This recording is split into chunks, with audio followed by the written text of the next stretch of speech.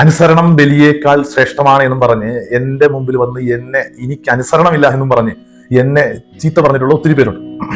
ഇന്നത്തെ വചനം എന്ന് പറയുന്നത് ബലിയല്ല കരുണയാണ് ഞാൻ ആഗ്രഹിക്കുന്നത് എന്നതിന്റെ അർത്ഥം നിങ്ങൾ മനസ്സിലാക്കിയിരുന്നെങ്കിൽ നിരപരാധരെ നിങ്ങൾ കുറ്റം വിധിക്കില്ലായിരുന്നു എന്നുള്ളതാണ്. എന്റെ അടുത്ത് വന്ന് എനിക്ക് അനുസരണമില്ല എന്ന് പറഞ്ഞേക്കണ ആളുകളോടൊക്കെ എനിക്ക് ഈ വചനമാണ് പറഞ്ഞു തരാനുള്ള മറുപടി. ഈശോ ഈ വചനം പറഞ്ഞ എവിടെയാണെന്ന് അറിയാവാ?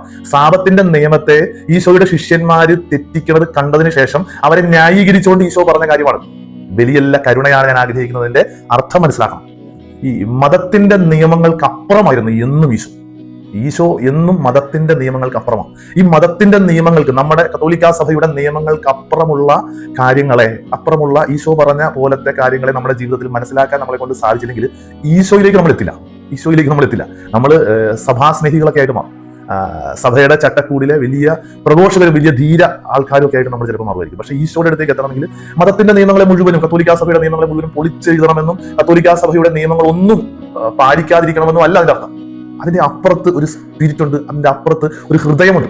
ബലിയല്ല കരുണയാണ് ഞാൻ ആഗ്രഹിക്കുന്നതിന്റെ അർത്ഥം നിങ്ങൾ മനസ്സിലാക്കിയിരുന്നെങ്കിൽ നിങ്ങൾ നിരപരാധരെ കുറ്റം വിധിക്കില്ലായിരുന്നു എന്നുള്ളതാണ്.